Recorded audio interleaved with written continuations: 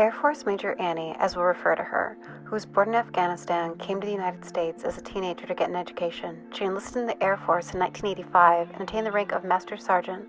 On September 11, 2001, Major Annie was the only airman in the Air Force to understand Pashto, the same language spoken by the insurgent group known as the Taliban. She was immediately deployed as an Aircrew Linguist. After 2 deployments, she was assigned to the National Security Agency for 4 years. In recognition for her work in a global war on terror, a bronze statue of her has been erected in the Veterans Park in Okaloosa Island. While retired, she still works to serve and save others. First and foremost, thank you, Annie, for your service to this country. While you retired from the Air Force in 2011, your 26 years of service are still talked about and honored today. In previous interviews, you've stated that those 26 years were the best of your life. Question for you to start all of this is why? Why were those the best 26 years of your life? When I joined the Air Force, I was I would call it a little bit of a lost soul. I was on my own since basically the second semester of my junior year. And when I came from a large family in Afghanistan, to go from that and then really not have much of a family because all of them were back home. When I joined the Air Force, it became my family. It's hard to explain that, sometimes, but they truly are my brothers and sisters. I mean, from assignment to assignment, because especially when I was flying in different times, your life is in the hand of the person sitting next to you, and you trust that they're going to do the right thing. And so the closeness that you feel, what makes it the most amazing was, really honestly, is the people I serve. Because missions come and go, and there are some good missions and there's some bad missions. And to this day, what's amazing is I know people all over the world because of my 26 years of service. I mean, I can go to Norway, there's somebody there, Germany, the Philippines, literally just Hawaii.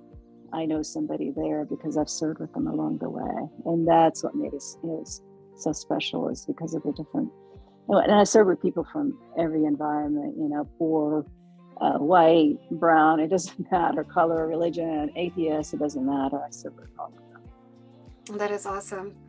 I can certainly see why it would be the people that have really made those years memorable years that they've been. So I'd like to go back to the years before your career, your teenage years, coming from a village in Afghanistan that had no running water. You came to the United States as a teenager without knowing English to get an education. What was life like for you growing up as an Afghan American in the 80s? What was that experience like? In the U.S. or you mean in Afghanistan? Well, in the 80s, I was in the U.S. So, so let me backtrack a little bit. So, I remember Afghanistan very well because I was in my teens when I left. So, yes, we didn't have any running water. We didn't have electricity. So one of my first chores in the morning was I would get up to go get water for tea and breakfast. And I'll never forget, in the wintertime, there was a creek nearby our house. But in the wintertime, it gets so cold that you have to cut through the initial ice, to get to the water to take it home for tea. So in our classroom was on the ground with no blackboard or anything. And we just sat on the ground and went to school 6 days a week. The nice thing is that when it rained, we got to go home because we didn't have a roof over our heads. So, but we went to school 6 days a week and we learned all different subjects. So I did through 6th grade there. So then when life was like, and when we came to the U.S., it was such a different lifestyle. It was, women and men are created equal. Like, what? And I think my brother had the hardest time with it because our stepmother, she made sure that all of us did chores. And he was like, what? Because in Afghanistan, he's a little bit older than I am. I'm the youngest of the 3 of us, and he's barely a year older than I am. And so in Afghanistan, he would just sit there and say, go give me some tea. And I would have to go get him some tea, because he was the man of the house. He was the king of the house, or Malik as they call it. So the prince of the house. And so, but when we got to the US, my stepmother's like, no, you're doing chores like everybody else. And he had such a hard time with that. And for us, it was really weird. I mean, I remember, being in the same classroom as boys. That was like such a, and boys and girls playing together. I mean, just some basic things that, Americans take for granted. It is such a culture shock. I mean, to be in the same room with boys that are not related to you, or not cover yourself up from them, or talk to them, those kind of things. Yeah. Wow. Yeah. I can't even imagine what a huge shock it is. But, our stepmother did a really good job of emerging us into the culture. And so and my dad, a lot of people are like, English is a second language. Really, it doesn't sound like it. And a lot of that was credit to my father, because he made us, we would go to English classes. People be out there enjoying their summers, and we're in the library learning, so, because he's like, this is so important, and you need to make sure you get English right. And so, and so it paid off in the end that we were able to, learn English fairly quickly. But it is hard, because when you don't speak the language, the one story I do remember when I was speaking the language was, in Afghanistan, when you say yeah, in Pashto, it almost sounds like it's also means no, right? Mm-hmm. So this kid had asked me if he could have my ice cream. And really I was saying yeah, meaning no. He took it as yeah, so he took my ice cream, right? And I started crying, right? And the teacher didn't know what to do with me. So she takes me to the office, calls my dad, and he's like, why is she crying? And I'm like bawling, saying, he took my ice cream, Dad.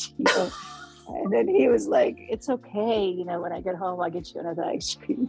So yeah, just little things like that you remember that you take for granted. So yeah, but as a kid, those things are important to you. Oh yeah, no, absolutely they are.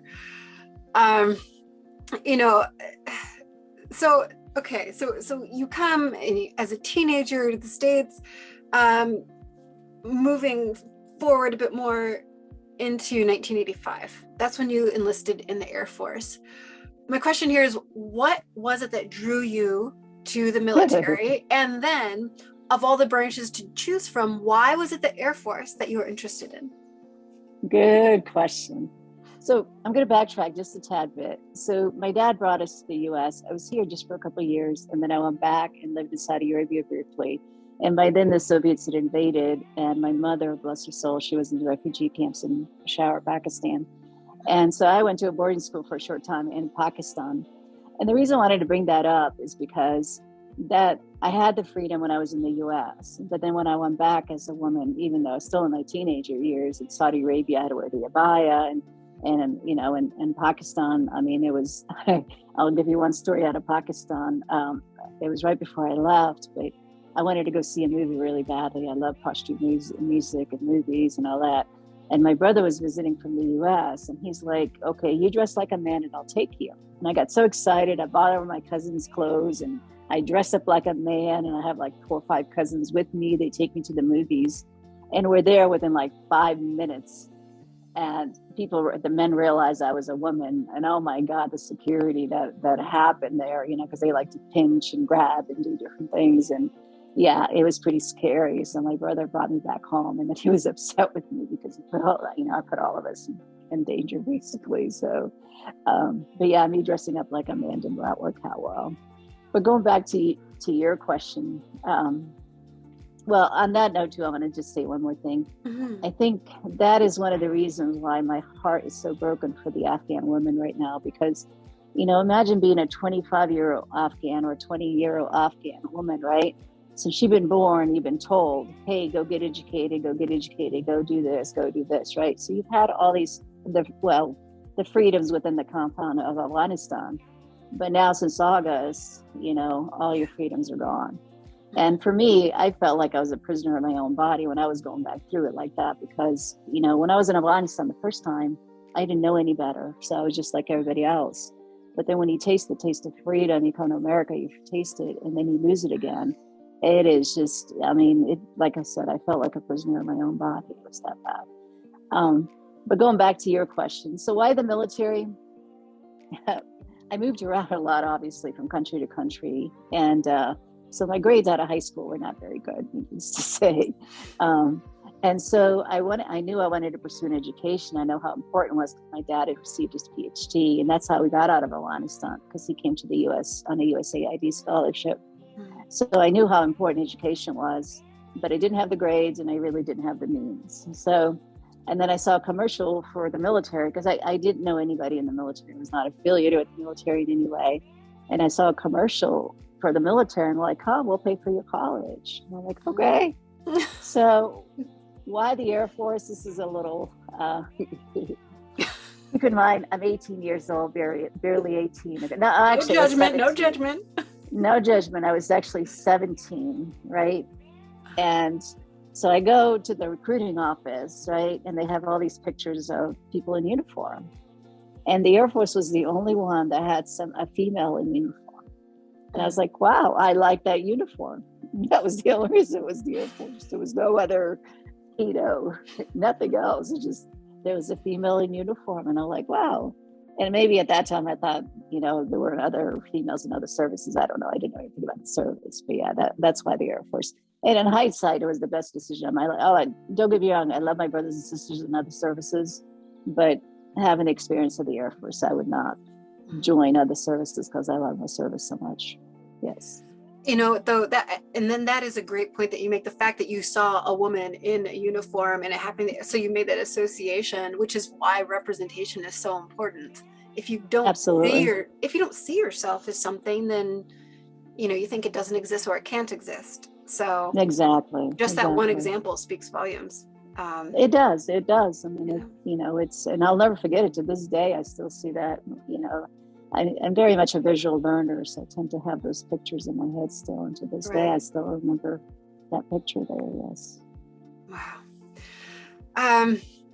Now getting a bit more intense with things. You've had a very intense life. We look at fast forwarding to September 11th, 2011. Yeah.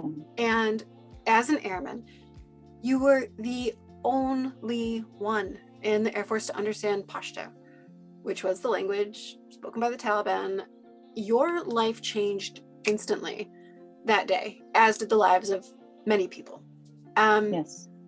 Tell us about your work as an aircrew linguist, the role you were immediately given on that day. Share how your life changed in that day because of what you knew and were able to do. Okay. So first, I do want to clear this up. Pashto is a beautiful language, and Pashtuns themselves are the most friendliest, kindest people you will meet. The Taliban happen to speak Pashto. So I just want to clarify that, because not everybody that speaks Pashto are Taliban. It's really the Taliban happen to speak Pashto. Mm-hmm. So I do want to clear that up. I'll share this quick with you. So right after September 11th, my sister, when we were invading Afghanistan, my sister calls me up and she's like, what does this mean for you? And so I had spent 15 years as enlisted in the United States Air Force. And I made it all the way to, they call it senior NCO in E7, basically. And the highest you can go is in E9 in the Air Force, or any military, as enlisted. And so at that time, I had just crossed over and became a brand new lieutenant. So I got my commission in April of 2001, and then 9/11 happens a few months later. So yeah, I was a brand new lieutenant. I'm learning, and I was basically, we call it personnel, but it was HR. I did HR kind of responsibilities. I was, they used to joke with us and say we were paper pushers. So, and I had never even deployed at that point, not because I didn't want to, but we had a long period of peacetime. So there was really no opportunities in my career field to deploy. Although I'd been overseas, but it was more for assignments and things, but it was not actual deployment. So my sister asks me after we go into Afghanistan, she goes, what does this mean for you? And I'm like, nothing. I'm a personnel officer. I don't know what they could want with me, And then a little bit of time goes by and I get a phone call from the Pentagon. And they're like, hey, LT, it shows in your record that you were born in Afghanistan. Is that true? I'm like, well, yeah. And it also shows in your record that you speak, you're ethnic Pashtun. Do you speak the language? And I said, well, yeah, it's my mother's tongue, and bless her soul. So Anyway, so he was like, okay, I need to find somebody to give you a telephone interview to check your efficiency, right? So I said, okay. So he found somebody from the DOD didn't have anybody, but it was from a foreign service or somewhere. And I did like a telephone interview in Pashto because I could, get my assessment of, how well I spoke Pashto. Anyways, I get off the phone with him. I get a call back. Like usually those grades take like weeks to get, but I get off the phone with the interviewer and I get a call back from the Pentagon that afternoon. And they're like, okay, we need you to go to this building and we need you to fill out. At the time, I only had like secret level clearance. And they're like, well, you got to go fill this paperwork out because we need you to get higher level clearance to do your job. I'm like, okay. So I go over there. And literally, they gave me the higher level clearance. It's been like 72 hours. I mean, it's unheard of, right? Mm-hmm. And then I had one more problem. I just come back from surgery on my foot, and I was in a walker's boot, right? Mm-hmm. So I went to the flight doctor, and he's like, "Well, you cannot deploy with a walker's boot. You got to get your boot back on." I'm like, "Okay." So for a couple of days, I would go in their office, and they would just ice my foot, just to bring the swelling down. And then as soon as I could put the foot in the thing, he was like, okay, I'm going to get the flight doc. He's like, okay, LT, show me you can run, right? And I couldn't run at the time. So I hobbled, right? And he was like, you know what? If that plane was burning, you hobble faster. And he signed it off and there I went. And the funny thing was they were like, okay, go to this base. They will give you everything you need. You'll have dictionaries. And I'm like, okay. So I get to the base and literally, I had to get my flight suits and, everything I needed for the flight crew, right? And then within a couple of days, we're on the way to Afghanistan. So fast forward, probably my first mission was I can't remember the exact date, but it was like the 20th of October or something like that. So all that happened in a very short span of time.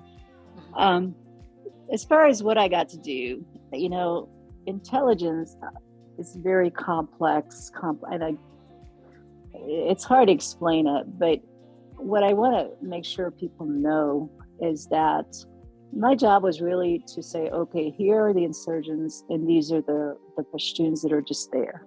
Mm-hmm. And when you're fighting urban warfare, it is extremely, extremely critical to find people that understand the language, because just the way somebody says something in your window or something, it could mean something completely different as a native, versus. So for me, not only was I able to do our missions from the U.S. perspective, but I felt like I saved a lot of Afghan lives because I could say, okay, this person is not an insurgent and here's why. Mm-hmm. And that was crucial because prior to that, they're like, oh, if you speak Pashto, let's bomb them. I'm like, no, the whole country speaks Pashto. You can't not just bomb the country, But no, I mean, that's, when you have no linguist, what do? You just kind of bring in the nearby linguists, the Arabs and, the Farsis, and Dari didn't exist at the time. But yeah, so I got to do some amazing things, and unfortunately I can't get into details about it because of the classifications and stuff. But the things I got to do, oh my God, just nothing compares. I mean, it's no awards, no statues, no the lives that you get to save, and on both sides, not just American lives. Mm-hmm. The search and rescues, the search and recoveries were really hard. My first search and recovery, it was a friendly fire incident, and all we could find of the individuals we lost that day were like, one was like 3 pounds, the other was 6 pounds in a box. Yeah, and it was a friendly fire. I'll share one in-flight emergency with you because it's kind of funny in retrospect. But we have this battery in the front. Now, mind you, I'm on an RC-135. It's like a huge Boeing 747 or something like that. It's a huge aircraft, right? And I don't know, on any given day, there's probably between 25 or 35 people on the plane working. So all of a sudden, this battery in the front of the aircraft is smoking. So we all go on oxygen, and they're like, okay, we're going to do this battery because the fear was the acid would eat internally in the aircraft. So we were over Afghanistan, so we asked to abort the mission. And first, they didn't want to let us abort the mission, but then they realized, and the aircraft is worth in the billions, with all the equipment on it. So they give permission to abort the mission. And then the aircraft commander comes on and says, okay, hold on. So we're on oxygen and everything. And now, mind you, we're like at 35,000 feet, and we have to get to 10,000 feet right away. And in Afghanistan, on the border, there's a lot of mountains. If you ever see the border between Afghanistan and Pakistan. And this is where you were asking earlier, how do you, what made you feel like it was so great? So we had one senior NCO. He was, they call it in-flight maintainer or maintenance guy. He goes, gets his battery. He goes to the side and the back of the aircraft, hooks himself up to a harness. And if it looks like this battery is going to explode, his job is to open the back end and throw it out. But that had never been done operationally, right? So he's hooked up to the the whole time he's hooked up to the harness as we're flying back.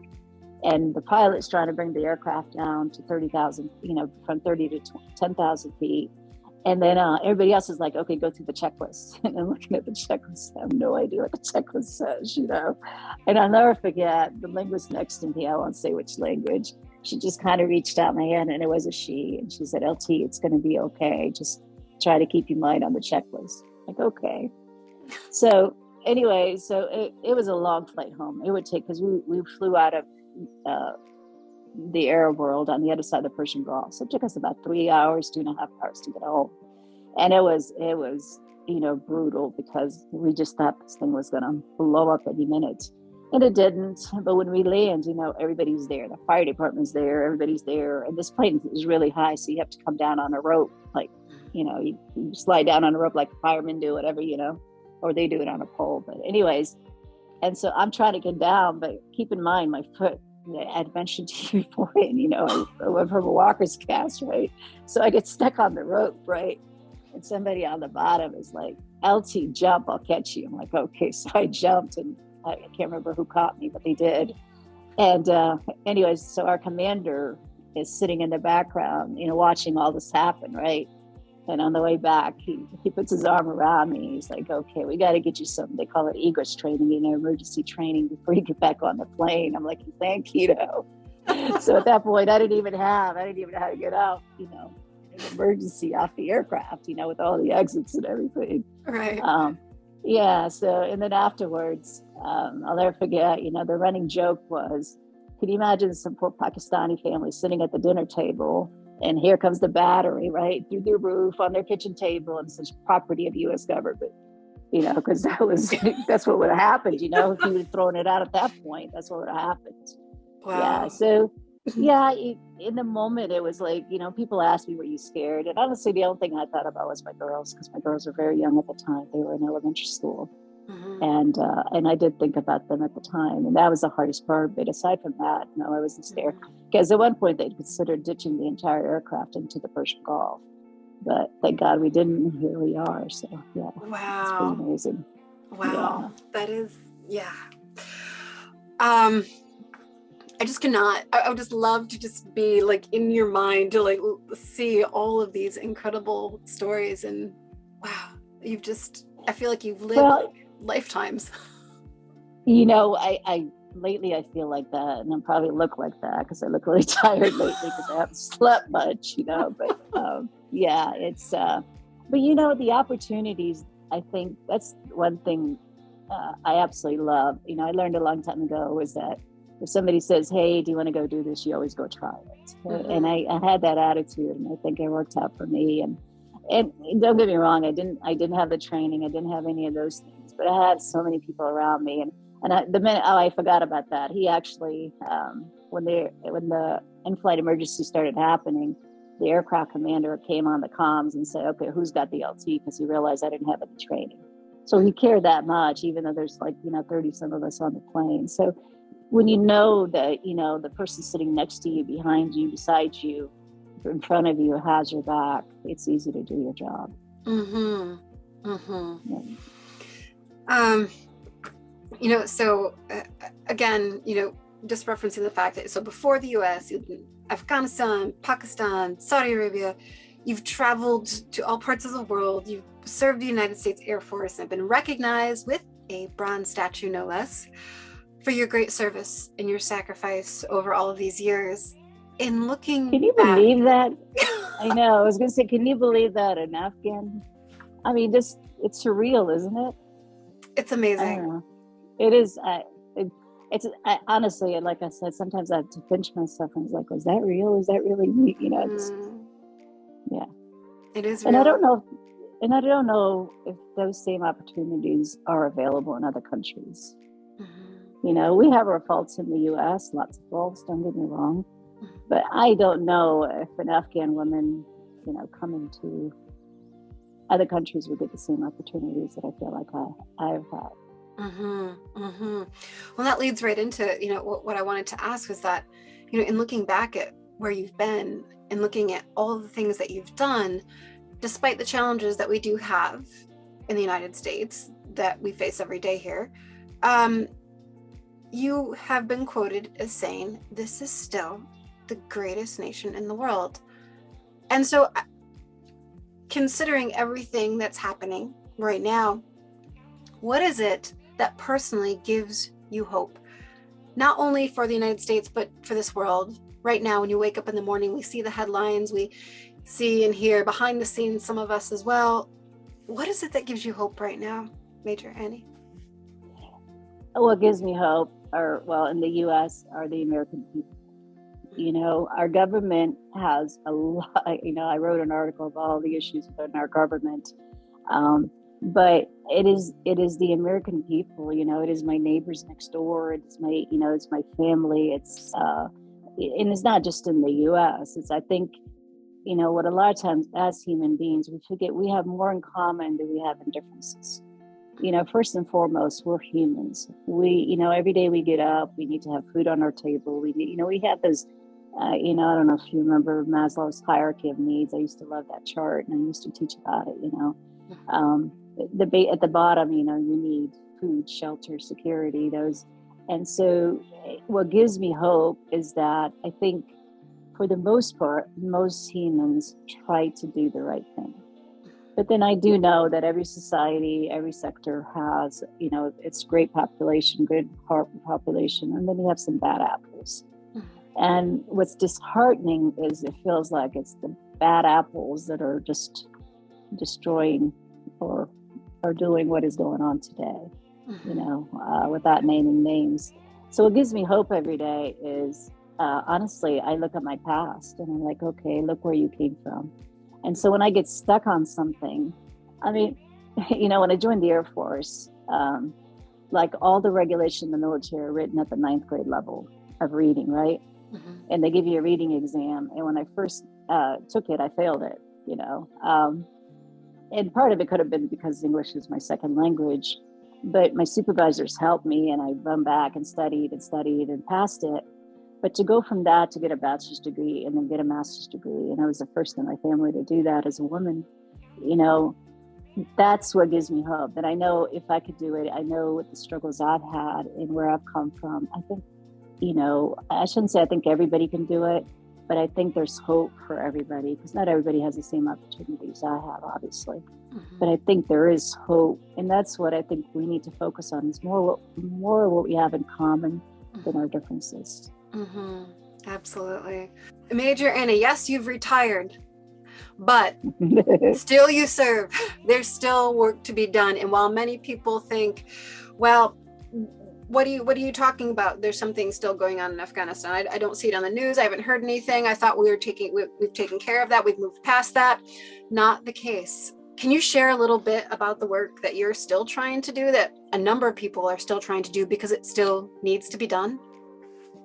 Absolutely. So it's not just me. There's probably thousands of veterans and other organizations that are helping out.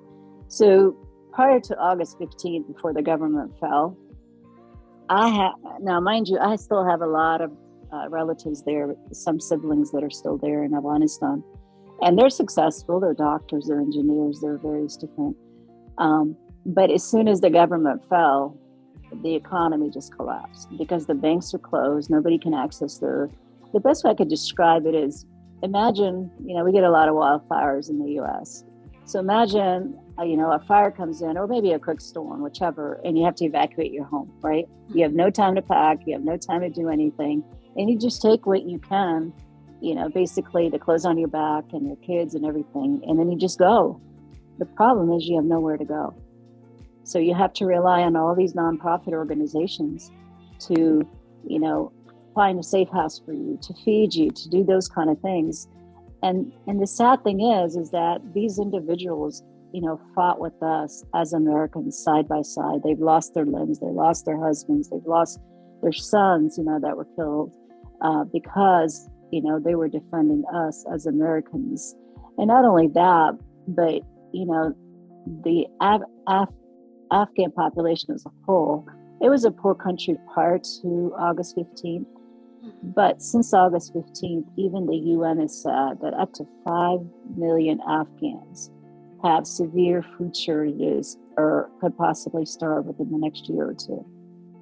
And so, yes, I'm retired, but I'm not retired. Since August 15th, I barely slept. I've been able to get relatives evacuated, but now unfortunately they've been stuck at a humanitarian city since September, and another group has been stuck in Doha since October. And some of them are minor kids, and their family are here, as permanent residents in the U.S. And that's just my family alone. You multiply that by, and part of the problem is that, this is where I say, we have our faults. The withdrawal, as everybody knows, did not happen very well. But what I appeal to the U.S. government is I think we could still do course correction. The first few days when all those flights were coming out of Kabul, it was survival of the fittest. Whoever could get to the planes, got to the planes and got on. They had no documentation, and they came in as refugees.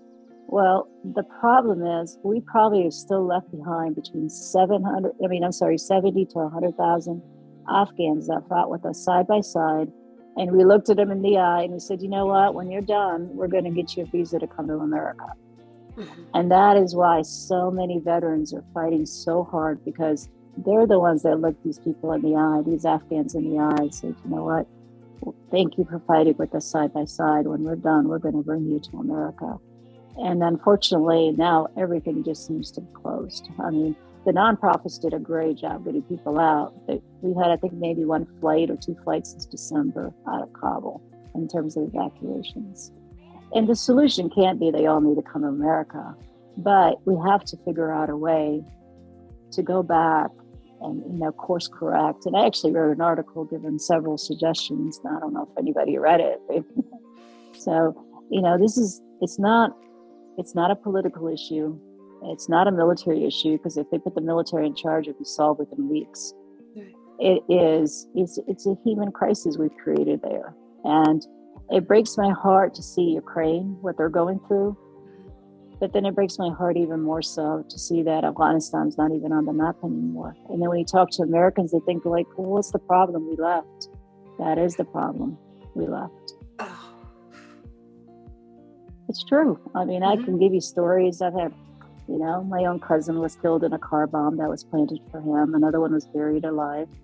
And my best friend on active duty was killed here in in the U.S. military. And so I've seen losses on both sides. And to see us do this, and the scariest of all this, it's not just that it's inhumane, but because we've left a vacuum again, like we did after the Soviets left, we will be attacked. Mark my words.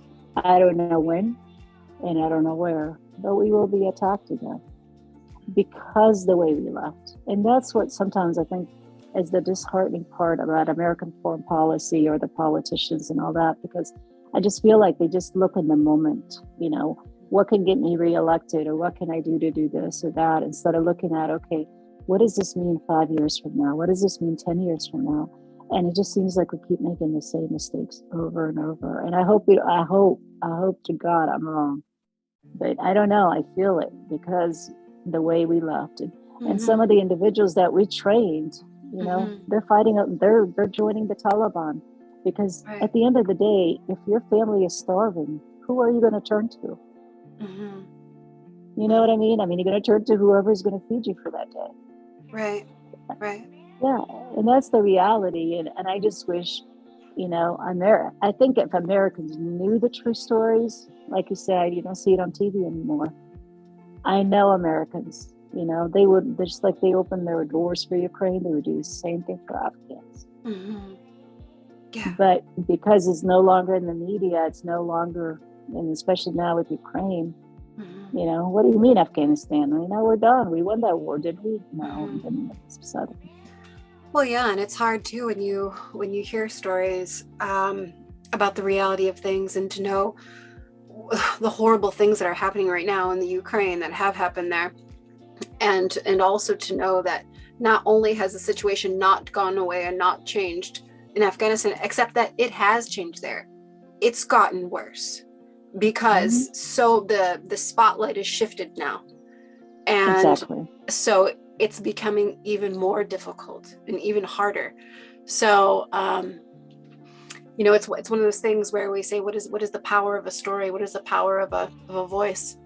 And sometimes our greatest asset we will ever own is right here at the value of our voice. And so I thank you so much for sharing your voice today, because there are some people who just aren't being heard right now.